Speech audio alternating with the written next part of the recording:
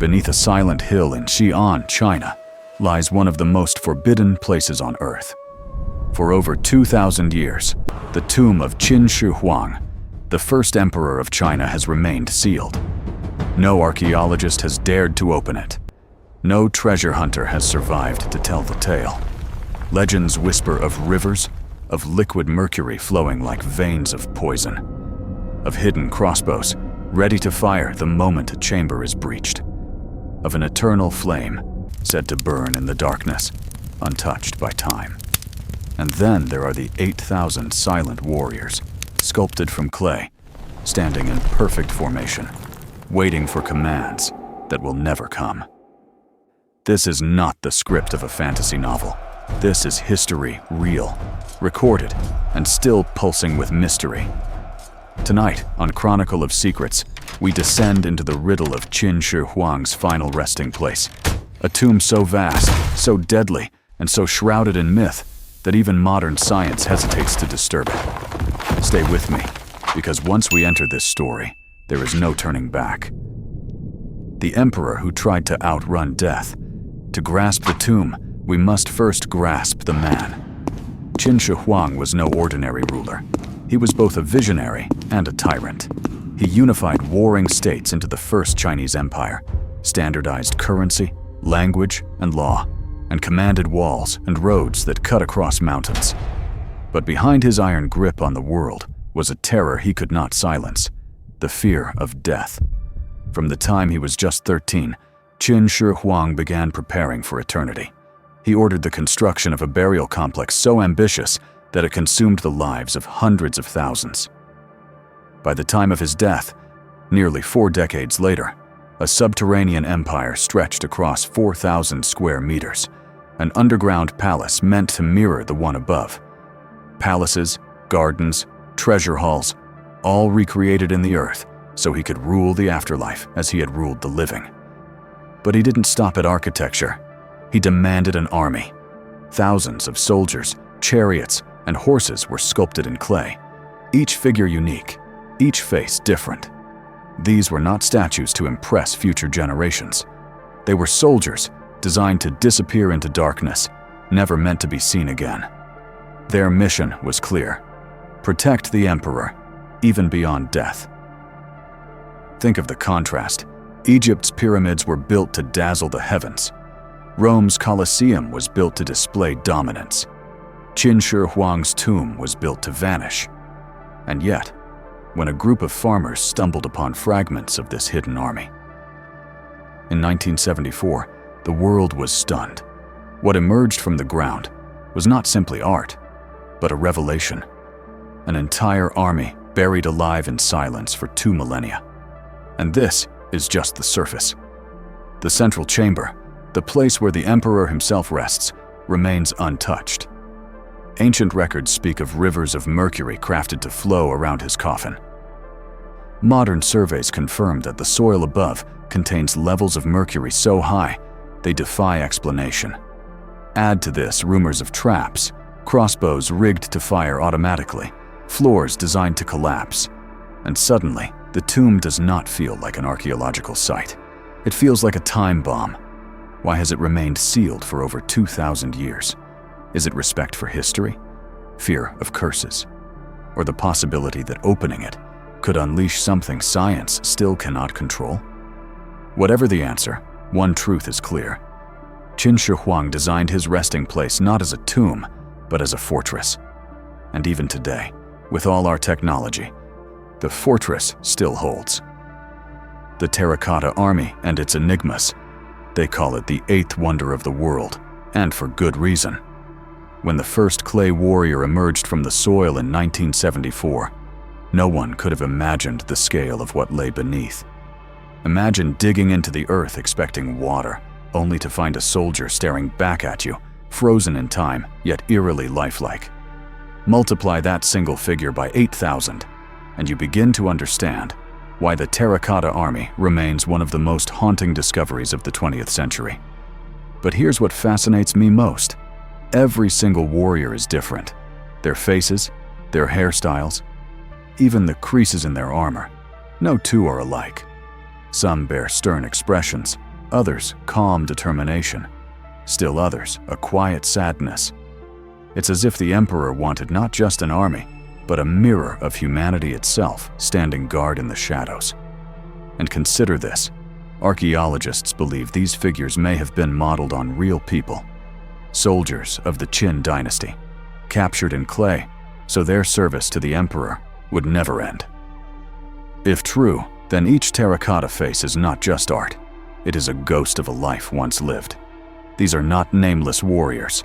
They are echoes of individuals long gone, bound to an eternal duty. The craftsmanship is astonishing. Weapons once placed in their hands, bronze swords, spears, and crossbows, were still sharp when unearthed. Some showed evidence of advanced preservation techniques, including a mysterious chrome plating unknown to science until modern times. How could artisans over 2,000 years ago create chemical processes that Europe would not rediscover until the 20th century? Was it accidental genius, or knowledge we still fail to fully understand? And the scale. Oh, the scale. Each pit stretches for hundreds of feet, filled with battalions arranged in precise military formation. Generals lead divisions. Chariots stand ready. Cavalry and infantry form ranks as if prepared for battle. The emperor did not want symbolism. He wanted realism, a true fighting force in clay, as if the afterlife were simply another battlefield waiting to be conquered. But let us pause. Ask yourself, why bury such a vast army underground, never meant to be seen by mortal eyes?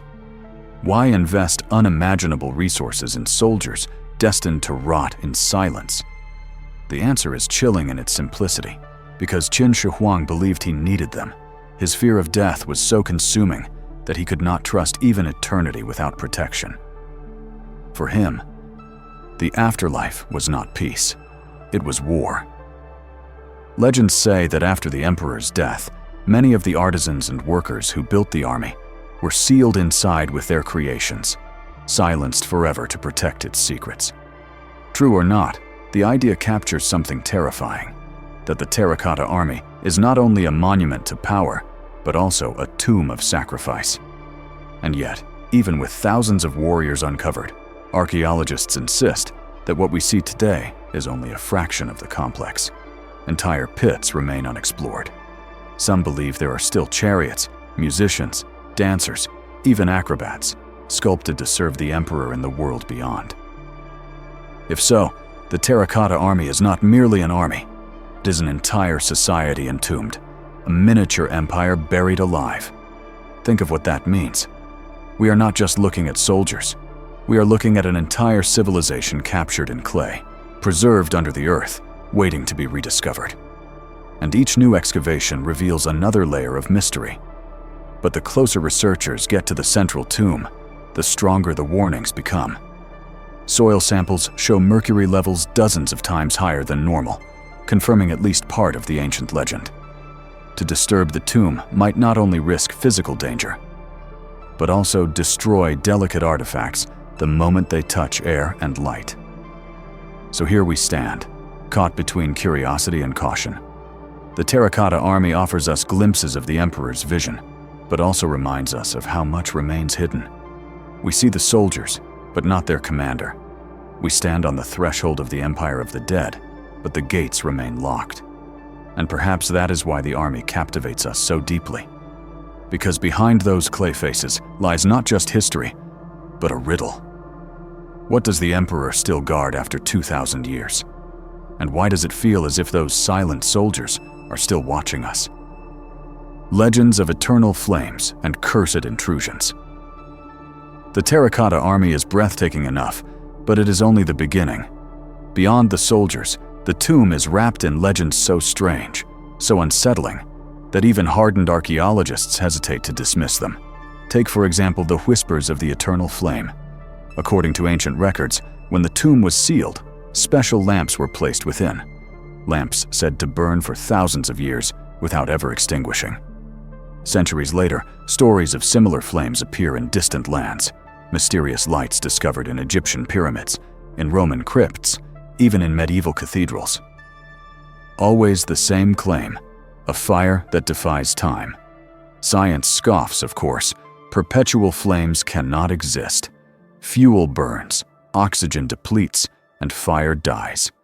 And yet, when the tomb was first investigated in the 20th century, some researchers reported traces of unusual chemical compounds in ancient lamps, mixtures of whale oil, rare minerals, and possibly even white phosphorus, a substance capable of spontaneous ignition under the right conditions. Could it be that ancient artisans, through experiment or accident, created lamps that seemed eternal, sparking each time air entered the chamber? If true, then the legend of the eternal flame was not pure fantasy, but a clever illusion, one designed to terrify intruders and convince generations that the emperor's tomb was alive with light. But the flames are only one part of the story. Far more chilling are the tales of those who dared to disturb the tomb and paid the price. In 1974, when the first warriors were uncovered, rumors spread of a strange old man appearing at the excavation site, warning the diggers of what lay below. Some swore he was a ghost, the spirit of a long-dead soldier guiding, or perhaps misleading the team. Archaeologists denied it, of course. But the legend stuck. For many locals, the old warrior became a symbol of the tomb's refusal to be violated. More disturbing still is the story of 1997. While surveying one of the pits, workers allegedly discovered several corpses inside the excavation zone, fresh corpses, dressed oddly with no visible wounds. Some claimed these were tomb robbers who had died under mysterious circumstances, their bodies left as a warning. Others whispered of the Terracotta warriors themselves, rising in defense of their emperor. Forensic reports offered no clear answers, and the event remains cloaked in uncertainty. Was it foul play, misreported tragedy, or something stranger? To this day, the story divides opinion. These tales feed into a larger myth, that the Terracotta army is cursed, bound to protect their emperor at any cost. Step too close, disturb too much, and the tomb will strike back. Now, as a historian, I approach such stories with caution. Legends often grow from kernels of truth. Perhaps thieves really did die in collapsed tunnels. Perhaps such strange chemical reactions created illusions of ghostly lights. But what captivates me is not whether the stories are fact or fiction, it's the power they hold. For centuries, they have kept intruders at bay. Even now, the fear of curses lingers in the minds of those who study the site. And maybe that fear is exactly what Qin Shi Huang intended. Because what better defense is there than terror itself? Think about it. The tomb doesn't just hide behind stone and soil. It hides behind whispers, myths, and dread. Every rumor of eternal flames, of deadly traps, of spectral guardians, adds another invisible wall, another layer of protection. And so the emperor still rules, not through armies of the living, but through fear of the unknown. Standing at the edge of this mystery, I find myself asking, were these legends born from accident, coincidence, or deliberate design? Did Qin Shi Huang's architects truly engineer illusions to frighten intruders? Or did something far stranger linger in that underground world, waiting for those bold or foolish enough to disturb it?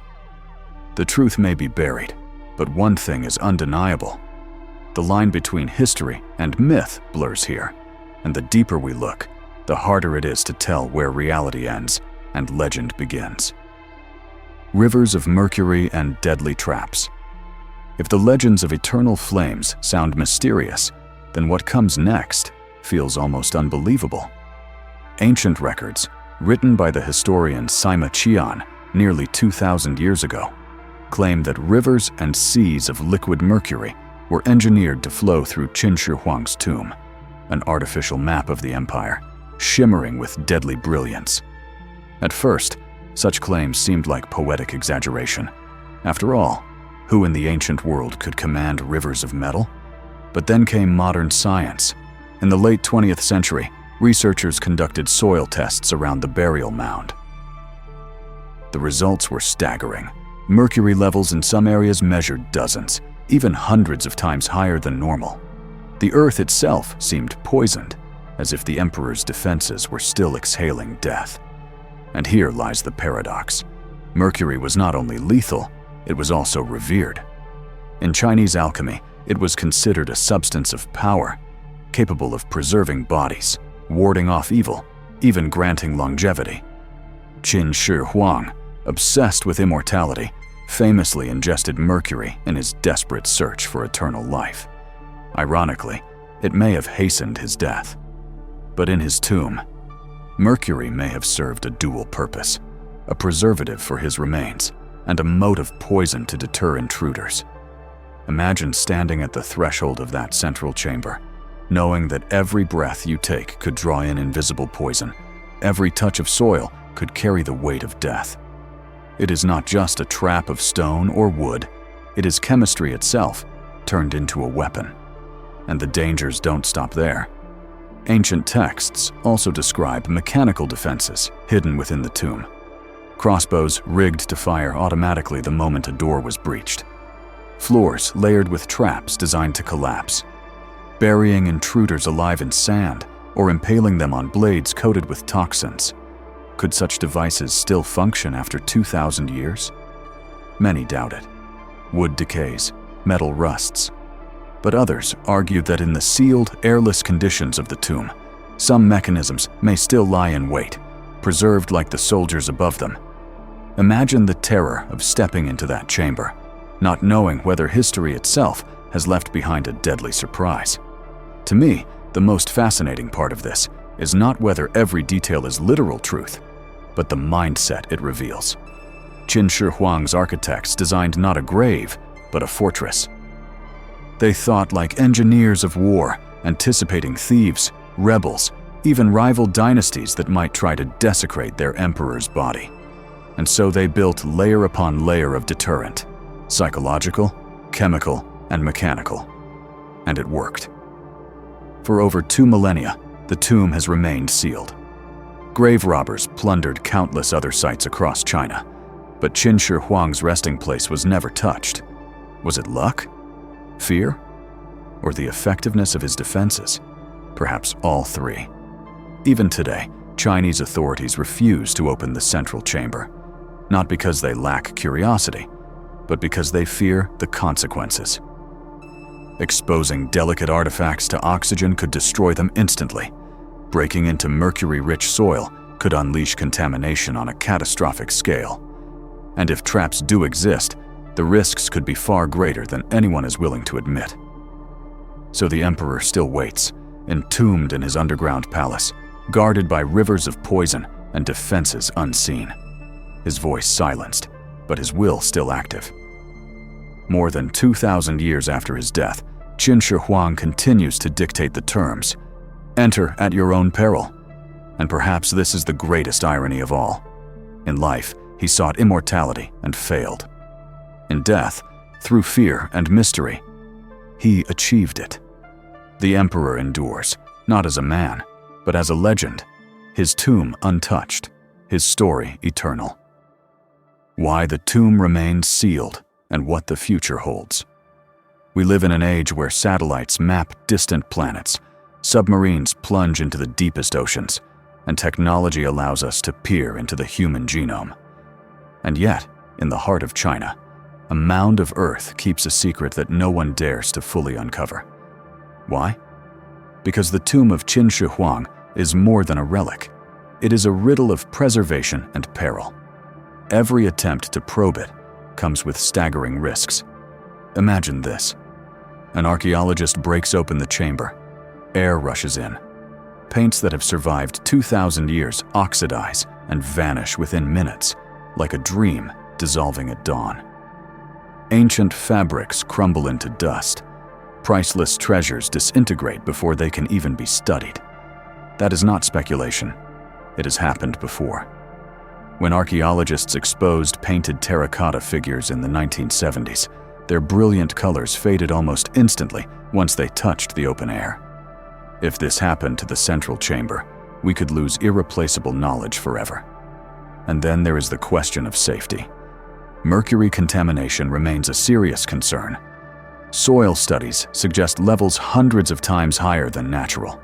To dig recklessly could release toxins into the environment, poisoning land, water, and people. Add to this the lingering fear of mechanical traps, and the tomb becomes not just a site of interest, but a potential disaster waiting to be triggered. So the Chinese government has taken a stance, both cautious and resolute. The central tomb will remain sealed, for now. Officials have stated openly that until technology can guarantee safe exploration and preservation, the emperor will not be disturbed. It is a decision rooted in respect, but also in pragmatism. Once the tomb is opened, there is no second chance. But this raises a deeper question. Should we open it at all? On one side are the scientists and historians, eager to unlock the secrets of the world's greatest archaeological mystery. What lies inside? Documents, treasures, technologies lost to time? Each possibility teases us with answers to questions we've carried for centuries. On the other side are those who argue for restraint. They remind us that tombs are not vaults to be looted, but sacred spaces built with intention. That disturbing Qin Shi Huang's resting place could mean not just physical destruction, but cultural and moral consequences. Should we violate the wishes of the dead for the curiosity of the living? As a historian, I find myself torn. Knowledge is powerful, but so is humility. Perhaps the tomb endures because it teaches us something modern society often forgets, that not every mystery must be solved, not every secret unlocked. Some truths may have greater value in their silence than in their exposure. And yet, I cannot deny the allure. The thought of a subterranean palace, frozen in time for over 2 millennia, untouched, waiting. The possibility that within its walls lie treasures and texts that could reshape our understanding of ancient China, and perhaps human history itself. One day, technology may advance enough to safely penetrate the chamber. Miniature drones, chemical stabilizers, preservation fields. We can imagine a future where the tomb is opened without destruction. When that day comes, humanity will stand at a crossroads, to enter or to abstain, to uncover or to preserve the mystery. Until then, the mound at Xi'an remains a symbol, a reminder that even in an age of exploration, there are still places on this earth we cannot touch, still secrets we are not ready to claim. And so Qin Shi Huang remains in command. His army still waits, his rivers of Mercury still flow, his tomb still whispers warnings across the centuries. Some doors, once opened, cannot be closed. We began tonight standing before a silent mound of earth, and we end still outside its gates. 2,000 years have passed, empires have risen and fallen, yet Qin Shi Huang's tomb remains untouched, like a heartbeat hidden beneath the soil. The Terracotta army stands in eternal formation, faces frozen yet hauntingly alive. The legends of eternal flames flicker in our imagination. Rivers of Mercury whisper warnings from the deep, and the unanswered question lingers. What lies at the very heart of the Emperor's fortress? Perhaps that is the greatest lesson of all. Some mysteries endure not because we lack the tools to solve them, but because they remind us of our limits. They humble us. In a world where we chase answers, the tomb of Qin Shi Huang dares us to live with questions. But tell me, what do you think? Should humanity break the seal and uncover the secrets of the first emperor, no matter the cost? Or should we honor the silence, letting his fortress remain inviolate for eternity? I'd love to hear your thoughts. Leave a comment below. Press 1 if you believe we should open the tomb, or 0 if you believe it should remain sealed. And if the mysteries of the past stir your imagination as much as they do mine, don't forget to like this video, share it with fellow seekers, and subscribe to Chronicle of Secrets. Your support keeps this journey alive as we continue to explore the enigmas of history together. Because remember, behind every shadow of the past, there is always another secret waiting, and here we will uncover it. Until next time, stay curious and beware the doors you choose to open.